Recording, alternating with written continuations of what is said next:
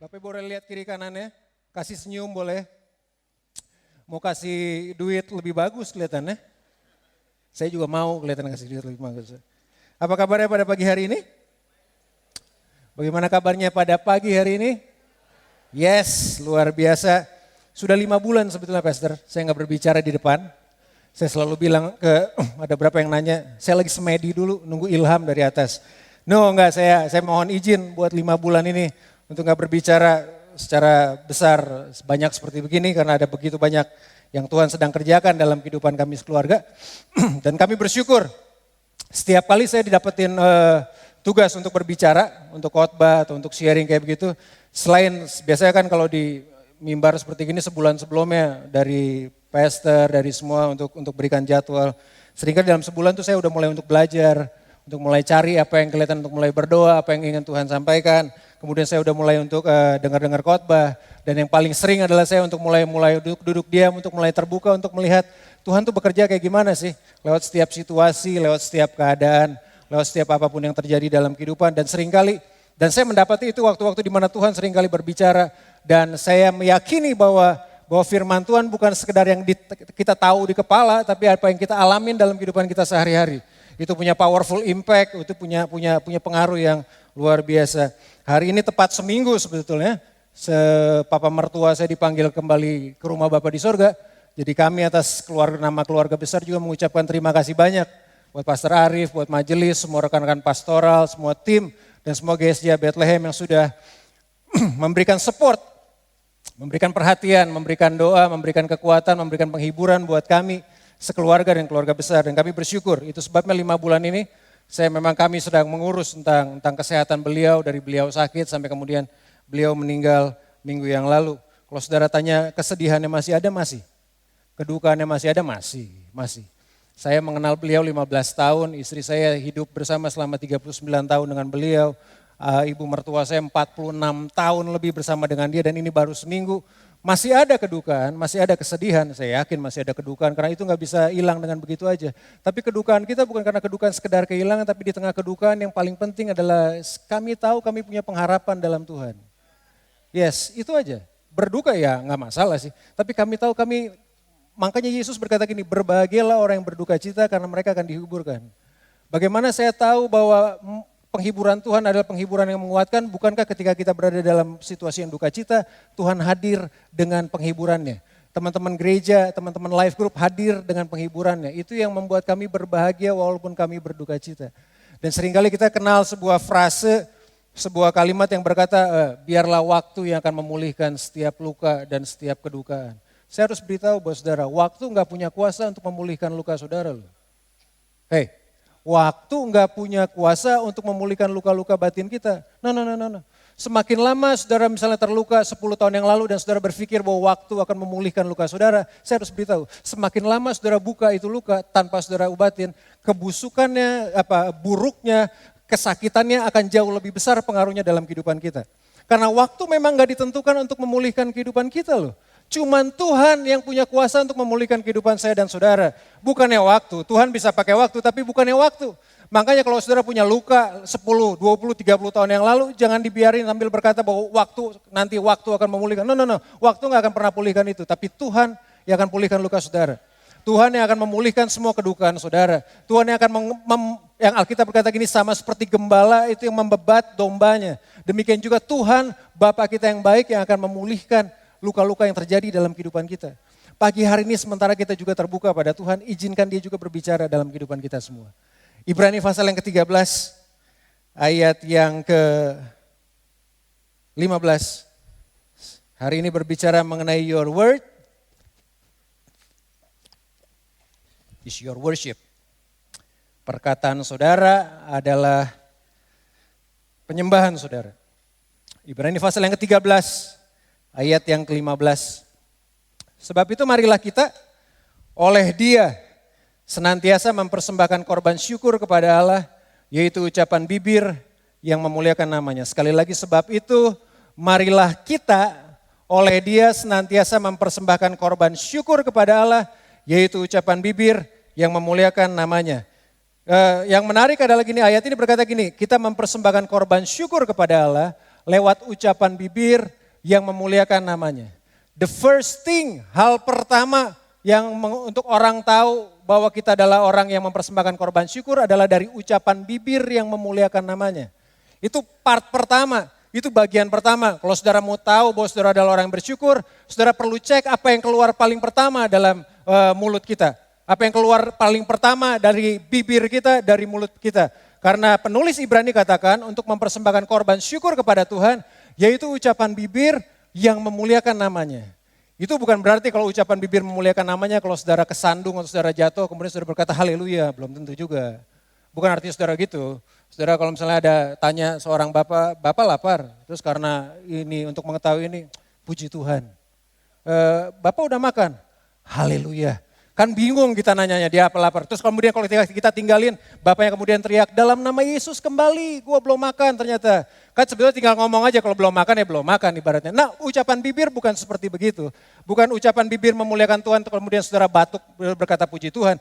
Which is itu gak apa-apa, gak masalah untuk kayak begitu. Dibanding saudara ngomong yang lain gitu, gak masalah. Tapi bukan sekedar ucapan bibir yang memuliakan Tuhan yang seperti begitu ternyata. Bukan sekedar tingkatan ucapan bibir yang seperti begitu. Dan yang menarik adalah tadi Pastor Agus juga tulis di Warta Jemaat adalah gini, tidak mungkin ucapan bibir kita memuliakan Tuhan pada saat yang bersamaan ucapan bibir kita menyakiti orang lain. Sangat tidak mungkin kalau saya berkata bahwa saya memuliakan Tuhan, ucapan bibir saya memuliakan Tuhan, kemudian ucapan bibir kita merendahkan orang lain. Makanya saya harus beritahu, rasisme itu gak boleh ada dalam gereja Tuhan.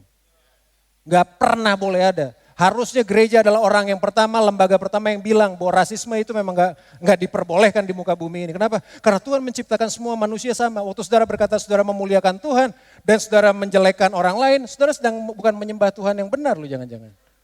Gak bisa kita dari kita berkata bahwa waktu kita ucapan bibir yang memuliakan nama Tuhan, kemudian kita berbicara buruk buat orang lain. Nah, ucapan bibir memuliakan Tuhan bukan sekedar bicara di gereja juga, waktu kita nyanyi-nyanyi tadi. Ucapan bibir yang memuliakan Tuhan juga berbicara mengenai apakah kita berbicara hal yang baik buat orang yang ada di sekitar kita. Bagaimana saudara bisa menghargai ciptaan Tuhan yang lain, itu menunjukkan penghormatan kita kepada Tuhan juga loh. Bagaimana saya bisa berkata baik buat orang lain, itu menunjukkan bahwa saya juga sedang memuliakan Tuhan. Waktu Pastor Arief jadi gembala sidang, saya masih ingat. Awal-awal dalam perjalanan beliau menjadi gembala sidang, ada satu kata yang muncul selalu beliau ucapkan. Itu sebut kata dengan edifikasi. Memperkatakan hal baik buat orang lain. Itu selalu muncul tuh. Dan itu yang saya tahu dan saya tetap pegang, makanya saya masih ingat. Edifikasi memperkatakan hal baik buat orang lain. Nah, kecenderungan manusia adalah kita sering mengumbar kesalahan orang lain secara publik, tapi membicarakan kebaikan orang lain tuh di tempat yang tersembunyi. Ini yang terbalik yang harusnya. Saudara dan saya tuh harusnya membicarakan kebaikan orang, hal-hal baik dari orang tuh di muka umum. Karena disitulah ketika ya itu edifikasi itu muncul. Memberikan kekuatan, memberikan penghargaan, memberikan pujian buat orang lain. Karena pada saat kita memperkatakan hal baik kepada orang lain, kita juga sedang memuliakan Tuhan loh. Kapan terakhir saudara berbicara baik kepada istri saudara? Atau suami saudara? Udah ribuan tahun yang lalu kelihatannya enggak. Dari zaman dinosaurus masih makan rumput, kelihatannya udah enggak pernah. Loh iya dong, itu hal yang mau ucapan bibir yang memuliakan nama Tuhan loh. Bukan sekedar kita nyanyi ngomong haleluya, tapi berbicara kapan terakhir kali kita memuji anak kita kan? Kapan terakhir kali kita memuji bos kita? Amit-amit kelihatannya memuji bos. Susah gaji naiknya susah, turun cepat banget kelihatannya. Noh, susah banget untuk loh, itu adanya ucapan bibir yang memuliakan nama Tuhan loh. Kapan terakhir kali kita melakukan hal seperti itu? Mungkin lagi nonton konser Raisa, kemudian lihat Raisa tuh cantik banget, kemudian lihat istri kita. Raiso kamu ini kelihatannya. Enggak, istri saya enggak begitu. Digantung gua kelihatannya kalau kayak begitu. No, artinya itu ucapan bibir yang memuliakan nama Tuhan loh. Waktu kita berkata baik buat orang yang ada di sekitar kita juga. Bukan sekedar saudara waktu nyanyi haleluya kemudian nyanyi puji Tuhan loh. Itu memuliakan Tuhan loh. Ucapan bibir yang memuliakan hal itu. Kita cenderung untuk mengatakan hal yang negatif di depan banyak orang. Saudara tahu ada 12 orang pengintai? Melihat hal yang sama semuanya. Perginya sama-sama, lihat hal yang sama, pulangnya beda. 10 berbicara hal yang negatif, cuman 2 yang berbicara pada janjinya Tuhan. Dan yang menarik adalah gini, satu bangsa lebih suka dengar yang 10 yang negatif dibanding 2 yang punya janjinya Tuhan. Itu menunjukkan bahwa memang kita memang orang yang negatif sebetulnya. And I have to tell you, dan saya harus beritahu, orang yang negatif, negative person will never have a positive life. Bahwa orang yang negatif gak akan pernah mendapatkan hal positif dalam kehidupannya. Kalau ucapan bibir saudara negatif, jangan harap kehidupan saudara mendapatkan hal yang positif. Kalau saudara berkata buruk tentang bos, jangan harap bos naikin gaji dong. Enak aja, bos gila kali kelihatannya yang naikin gaji. No, gak pernah. Kalau saudara memperkatakan hal yang buruk buat anak dan istri saudara, jangan harap saudara mendapatkan yang terbaik keluar dari kehidupan mereka. Kalau kita istri atau suami memperkatakan hal yang buruk buat pasangan, jangan harap saudara mendapatkan kehidupan yang positif dari kehidupan kita. Dan Alkitab tulis untuk mempersembahkan korban syukur, yaitu ucapan bibir yang memuliakan nama Tuhan. Kita itu dipanggil untuk menjadi holy worshiper. Seorang penyembah yang kudus, bukan holy gossiper. Bukan tukang gosip yang kelihatannya kudus, membicarakan gosipnya orang lain. Kita dipanggil untuk menjadi holy worshiper. Dan saya harus beritahu, kalau saudara sedang berbicara dengan orang dan saudara nggak menemukan hal baik pada orang tersebut, don't say a word. Jangan ucapkan sepatah kata pun. Kalau saudara mungkin berdiri pada orang dan saudara nggak temukan hal yang baik dalam kehidupannya, jangan ngomong sepatah kata. Karena disitulah, di titik itulah kita mengenal istilah diam itu emas, itu tuh. Kalau saudara tahu, saudara cuma lihat keburukannya, jangan ngomong sepatah kata. Berdoa iya, jangan ngomong sepatah kata apapun. Karena untuk memulai sebuah pertengkaran, dibutuhkan 2 orang untuk memulai sebuah pertengkaran. Dibutuhkan 2 orang untuk mulai pertengkaran, cuma 1 orang. Cuma ada 1 orang bisa memulai pertengkaran dalam itu pun bukan dalam kehidupan nyata. Saudara pernah nonton Cupek Tom? Film Yoko itu tangan kirinya bisa berantem sama tangan kanannya. Saking jagonya ilmunya, itu cuma ada di film. Itu cuma ada di film. Tapi dibutuhkan 2 orang untuk memulai pertengkaran. Makanya Alkitab berkata gini, sedapat-dapatnya jika hal ini mungkin, hiduplah damai dengan semua orang. Kalau saudara gak menemukan hal yang baik dalam kehidupan orang, gak usah ngomong. Lebih baik diam aja. Karena itu cara yang paling bagus. Cuman yang menjadi highlight, boleh munculin ayat-ayat ini. Mempersembahkan korban syukur. Holy, tadi saya bilang holy worshiper versus holy gossiper. 2 Timotius 2 ayat 16-17. Sebelum kita 2 Timotius 2 ayat yang ke-16 dan 17. Sudah? Tetapi hindarilah omongan yang kosong dan yang tak suci, yang hanya menambah kefasikan. Ayat yang ke-17. Perkataan mereka menjalar seperti apa? Penyakit kanker. Di antara mereka termasuk Himenus dan Filetus. Bahkan Paulus menuliskan kepada jemaat loh ini. Kepada Timotius anak rohaninya, kepada jemaatnya. Dia gak berbicara kepada orang di luar yang gak mengenal Tuhan. Tapi dia berbicara kepada orang di dalam yang mengenal Tuhan, yang sudah ditebus oleh kuasa darah Yesus. Dia cuma berkata gini, tetapi hindarilah omongan yang kosong dan yang tak suci, yang hanya menambah kefasikan. Tuh omongan-omongan yang gak penting kayak gitu hanya menambah kefasikan. Dan bukan sekedar dia menambah kefasikan, yang kedua gini, perkataan mereka menjalar seperti kanker. Kalau saudara klik di Alkitab saudara, kata kanker cuma muncul 1 kali, itu cuma di ayat ini. Dan itu gak bicara mengenai penyakit, itu bicara mengenai perkataan. Saudara bisa bayangin bahwa perkataan kita sama seperti kanker. Sebuah terjemahan lain itu seperti gangren katanya. Kalau orang diabetes, kalau luka, kalau nggak diobatin itu jadi gangren. Jadi cuman kecil itu jadi lebar kemana-mana, busuk kemana-mana. Dan perkataan kita bisa seperti begitu loh. Perkataan yang keluar dari mulut kita bisa seperti begitu loh. Bahwa bisa menyebabkan orang lain merugikan kehidupan orang lain. Dan yang menarik adalah gini, Paulus mengatakannya kepada Timotius, bukan kepada mereka yang nggak mengenal Tuhan, tapi mengatakannya kepada kita nih gereja Tuhan.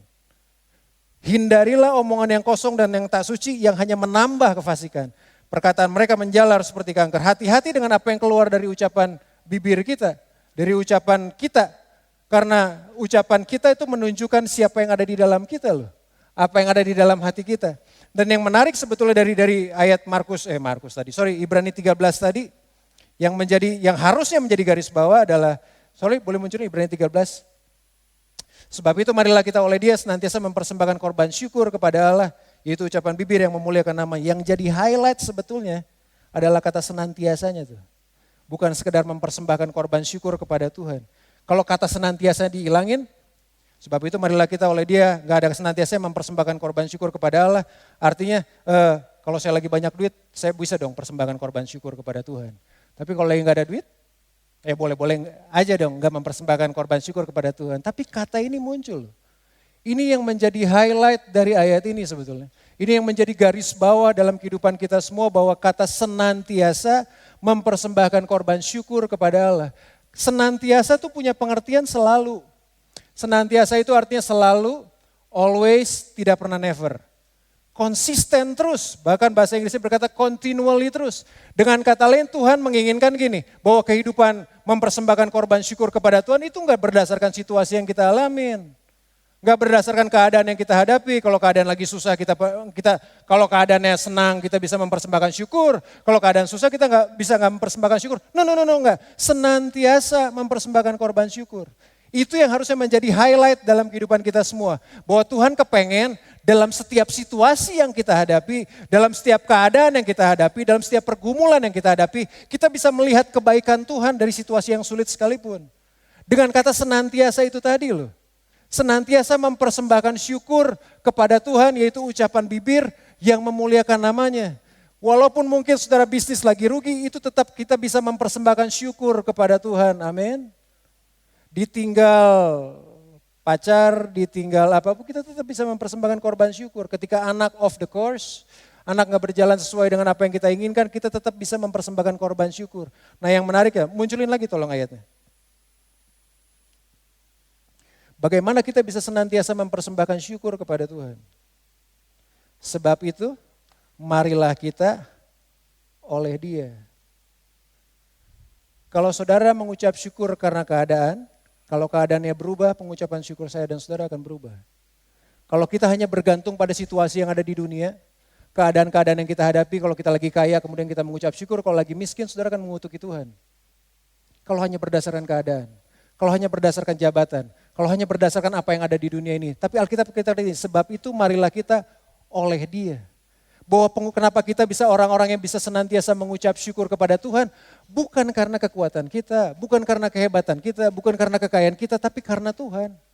Sebab itu oleh Dia, ayat yang di atas, Ibrani 13 ayat yang ke-8. Yesus Kristus tetap sama.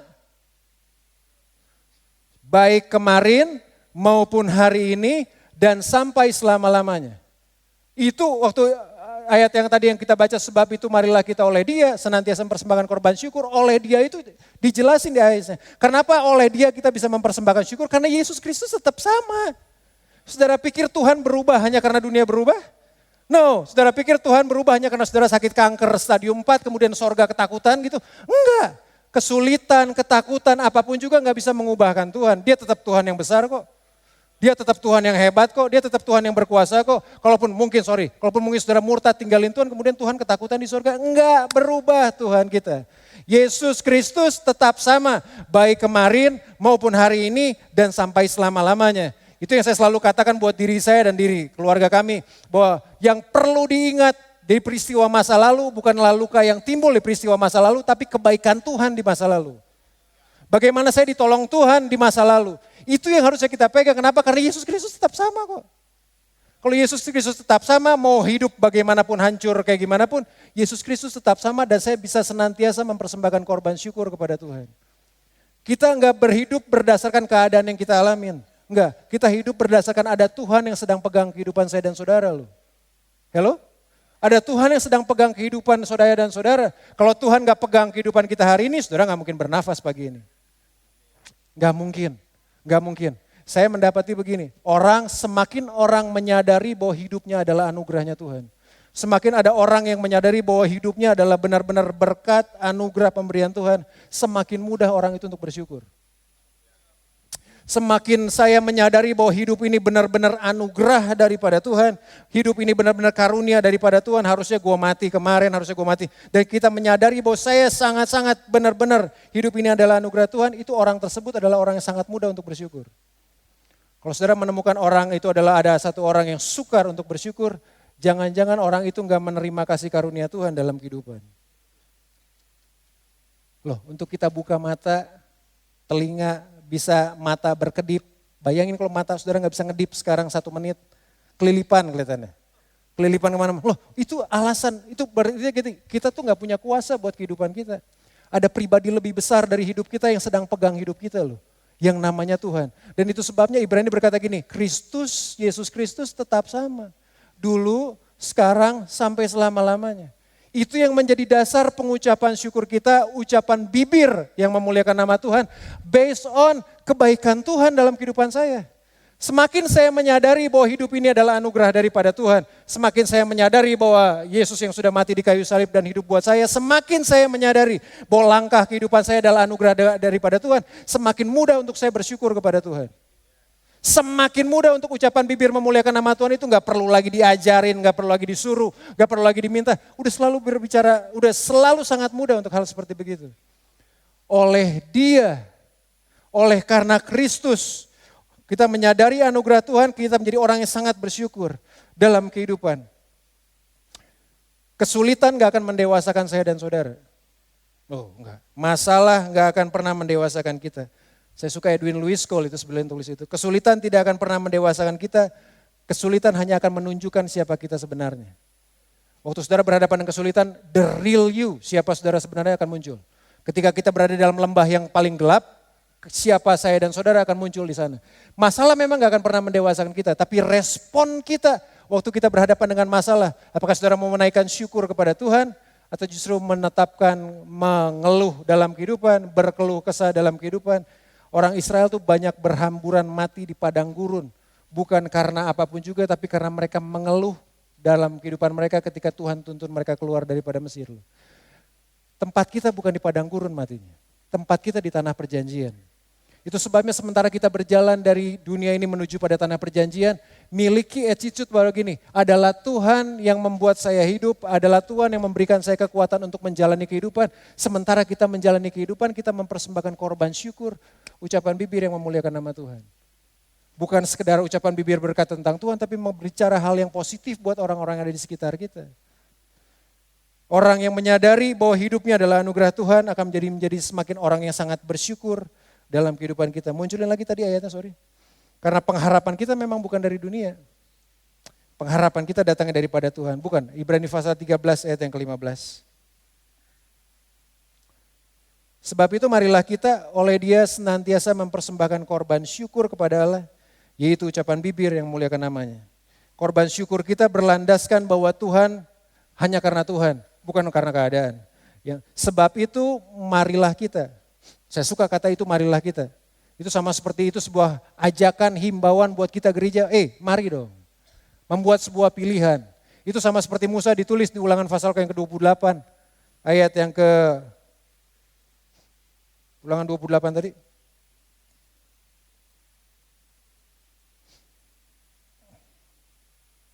Ulangan 30 ayat yang ke-19, sorry. Itu sama, kata marilah kita itu seperti Musa di penghujung akhir kehidupannya. Dia berbicara kepada sekitar 3 juta orang Israel. Dia cuma berkata gini, aku memanggil langit dan bumi menjadi saksi terhadap kamu. Pada hari ini kepadamu kuperhadapkan kehidupan dan kematian, berkat dan kutuk. Pilihlah kehidupan supaya engkau hidup, baik engkau maupun keturunanmu. Nah kata marilah kita tuh sama seperti waktu Musa mengatakan gini kepada jutaan orang Israel. Di penghujung terakhir kehidupannya dia cuma berkata gini, come on, pilih pada hari ini. Kamu mau pilih apa? Diperhadapkan kepada kita pada pagi hari ini kematian atau kehidupan, berkat atau kutuk, semuanya. Dan pilihlah kehidupan supaya engkau hidup, baik engkau maupun keturunanmu. Kata itu sebab itu marilah kita. Penulis Ibrani berkata itu sama seperti Musa berbicara kepada orang Israel beberapa ribuan tahun yang lalu dengan mengatakan hal gini. Pilih pada hari ini bahwa untuk saudara mempersembahkan syukur kepada Tuhan adalah sebuah pilihan. Untuk mengucapkan bibir yang memuliakan namanya itu adalah sebuah pilihan. Amsal pasal yang ke-18, 13 ayat yang ke-18.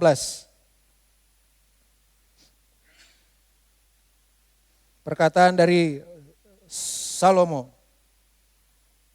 Amsal 18 ayat yang ke-21. Hidup dan mati dikuasai lidah. Siapa suka menggemakannya akan memakan buahnya. Hidup dan mati dikuasai ucapan bibir kita tuh. Siapa suka menggemakannya akan memakan buahnya. Boleh lihatin slide-nya satu. The Message tulis dengan sangat bagus. Words kills, words give life. They are either poison or fruit, you choose. Perkataan bisa membunuh, perkataan juga bisa memberikan kehidupan.